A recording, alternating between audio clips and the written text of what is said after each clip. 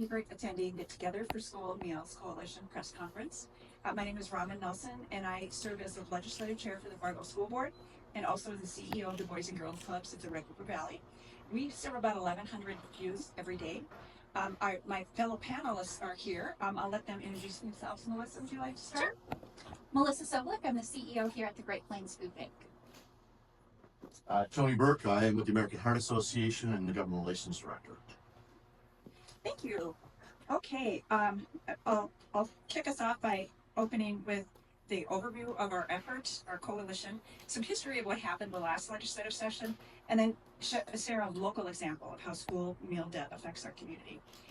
Together for School Meals is a coalition of food security organizations, school nutrition professionals, registered dietitians, educational leaders, and advocacy organizations united with a shared purpose, ensuring that every child in North Dakota has access to healthy, nutritious meals for free at school. Together, we aim to make school meals for all a reality because no child should have to learn on an empty stomach. Currently, last time I checked, there were at least 33 organizations that signed on in support, so this has some widespread support across the state. The Together for School Meals North Dakota is calling for state-level funding of the School Meals for All program to provide meals to every kindergarten through 12th grade student in North Dakota. This initiative will help schools meet the needs of their communities, improve academic performance, and create healthier, more equitable outcomes for all children in North Dakota.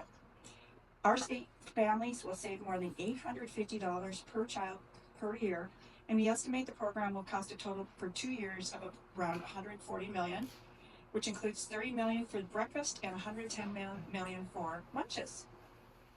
Now is the time to really talk about this. As we approach the next legislative session, the time is now to start building the effort to guarantee access to school meals for all students, regardless of income, by implementing a permanent, and I want to emphasize the word permanent, policy for healthy school meals. And the only way to achieve this is by action of the North Dakota State Legislature. This is important because North Dakota's children deserve every opportunity to succeed, and ensuring access to nutritious, healthy meals is critical to that success. School meals provide more than just food. They offer a lifeline to families facing food insecurity and help every student thrive academically, socially, and emotionally. School Meals for All is the great equalizer, ensuring that every child, regardless of their background, has the resources they need to grow, learn, and succeed.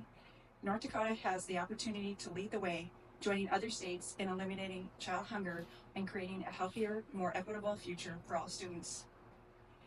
A little bit about the historical perspective here. In the most recent legislative session, our elected officials approved the temporary funding, that's right, temporary is the key word there, to ensure more lower income families would receive school meals at no cost. If no action is taken during this upcoming session, those benefits will end. Our coalition is advocating not only for full funding of the school meals, both for public and private students, but a permanent funding mechanism to do so. Another bill that was passed last session was House Bill 1494, and that was also known as the Anti-School Lunch Shaming Bill. And it had two major components. They want to make sure that students no longer in North Dakota are allowed to be provided a substitute lunch if they don't have school funds in their accounts. And here's something that a lot of people aren't aware of. Any unpaid meal debt is being forgiven by the school district. And that sounds very noble. And it's appreciated, but the untold story is that unpaid debt is absorbed by each school district out of the same accounts that fund teacher salaries, forcing many of us to redirect funds away from the original intent. A little bit of local perspective. I can only speak for the Fargo School District, but we currently have a balance of $72,000 on the books of unpaid meal debt, and we're projecting about $125,000 by the end of the year. We're thankful for some generous donors for assistance to pay for that, but we just can't count on that every year. So we really hope that encourage you to reach out to your locally elected officials and talk to them about how we should be prioritizing school meals for our North Dakota students. I will turn it over to Melissa. Great Plains Food Bank, our mission is to end hunger together. And that is not just about putting food on people's tables tonight. It's about ensuring that our neighbors are nourished, that our communities thrive today, tomorrow, and for good. And when we talk about ending hunger for good, it's all about the future. And the future is our kids. So last year, 56,000 children received food assistance through the Great Plains Food Bank Charitable Network. That's 1 in 3 kids that visited a food pantry, a soup kitchen, a shelter, a school pantry, or participated in the backpack program. These families are not only relying on charitable food assistance to help feed their kids, they're counting on school meals to provide their kids with the nutrition that they need to grow and learn and thrive. In North Dakota, we're a very ag-rich state where we pride ourselves on growing food to feed the world. Yet 8.6% of North Dakotans are food insecure. That means 8.6% of our people do not know where their next meal is coming from. In just 4 years ago, in 2020, that percent was 4.8%. So since the pandemic, we have seen the percent of food insecure households increase by 80%. Why? Hunger is a complex issue, and it really boils down to inflation, the cost of goods increasing, lack of affordable housing, lack of childcare, lack of transportation, and even the pandemic era assistance ending. But it's not about the number of 8.6%. It's about the people. It's about the kids, it's the families, it's the seniors that make up that 8.6%. Each of them has a very personal story. Each of them is a person with hopes and dreams, like Heather. Heather is the mother of 3 beautiful kids. They are 10, 8, and 4. She's a teacher, just starting her 11th year of teaching, and her husband is a U.S. military veteran. And even with both of them working, Heather visited a food pantry last year because food costs rose and their wages didn't keep up. She shared that the food will help stretch her family's budget, giving them a little bit of grace. She said it gives us an opportunity to spend money on something else. And when you have kids, that something else includes a lot of things like daycare, health insurance, gas for your car, school clothes, and school supplies. Heather and her husband work. That makes them ineligible for a lot of federal benefits because their income is just a little too much. But it doesn't mean that they don't need help. Free school meals for all would mean that families like Heather's wouldn't have to make the tough choices between heat and food this month, or medication and food, or gas in their car. Those are trade-offs that no family should have to make. Free school meals will free up household resources so they can afford other necessities. It'll ensure a level playing field for all kids, regardless of economic background. And good nutrition during youth not only supports a healthier childhood and improved academic performance, it also lays the foundation for a healthier adulthood, the reduced risk of chronic diseases, and an overall higher quality of life. Now, school meals may not be top of mind when you think about food banks and ending hunger, but it should be. Because we as food banks will never end hunger alone. It takes all of us, government, nonprofits, advocates, organizations, individuals, all working together. So we are here because we share a belief that no child deserves to go hungry, and no child should go to their bed listening to their tummy growl, wondering if they're going to get breakfast the next morning. When there's an easy solution to prevent that, it's our obligation to lean into that and make sure it happens. Thank you. Good morning, everybody. As I mentioned, my name is Tony Burke. I'm the Government Relations Director for the American Heart Association. I'm going to take you down a little bit of a more complimentary path to the conversations we've had this morning already. For 100 years, the American Heart Association has made a profound impact through bold moves. We've addressed barriers to equitable health, advanced scientific discovery, raised awareness, and advocated for healthy schools, workplaces, and communities, all with the aim of improving health and hope for everyone, everywhere. On June 4th of this year, your American Heart Association released a presidential advisory outlining a trajectory which is alarming, yet we can make transformational change if we start today.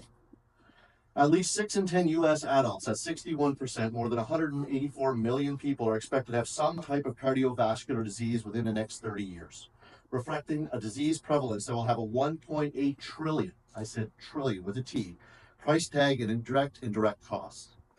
It is projected from now till 2050, obesity will increase from 43.1% to 60.6%, impacting more than 180 million people.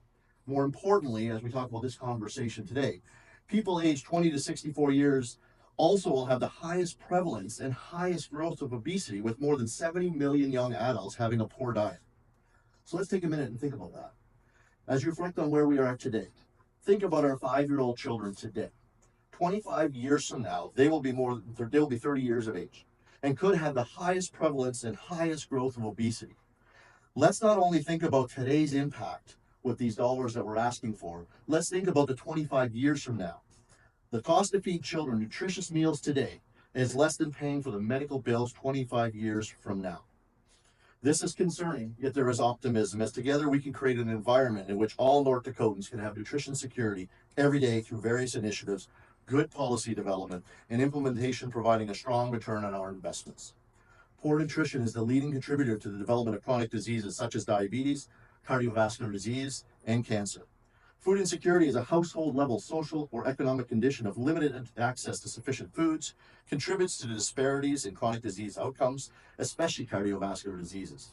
While many U.S. food policies and programs are designed to address food insecurity, there is growing consensus that the focus should be broadened to include nutrition security. Nutrition security is defined as having equitable and stable availability, access, affordability, and utilization of foods and beverages that promote well-being and prevent and treat disease.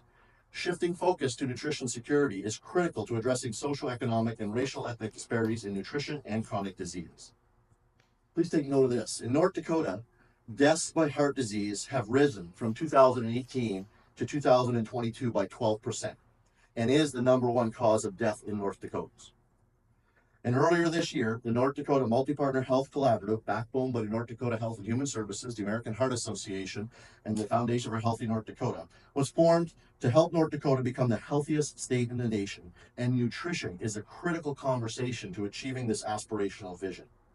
As I mentioned earlier, good policy development is one of those key levers to becoming the healthiest state in the nation, and one of those policies would be implementing healthy school meals for all North Dakota.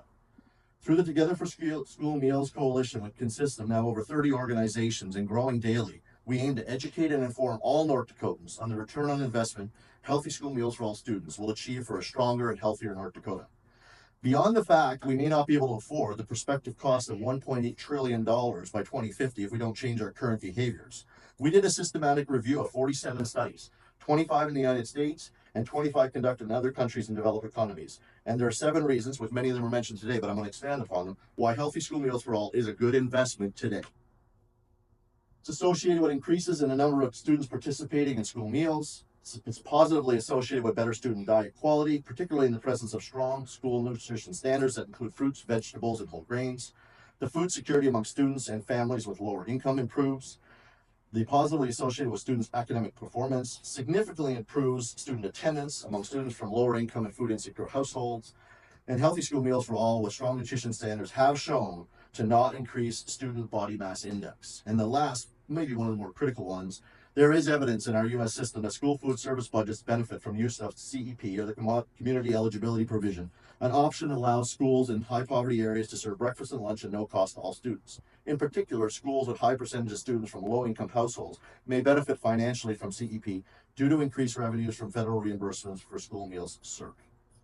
So our action today, our call to action today, as we stand here before you as a coalition, we ask individuals, businesses, and entities from all sectors to join the movement as we enter the 2025 North Dakota legislative session, asking legislators to implement healthy school meals for all policy as a critical policy lever to becoming the healthiest state in the nation. Thank you. I think now the panel is ready to answer any questions from the media. I have a question. So what will the meals consist of, like the breakfast and lunch? What are in them? School meals are really a function of the federal government, and there are a lot of USDA guidelines. They would not change. The only thing that we're looking to change is no school meals provided at no cost to families.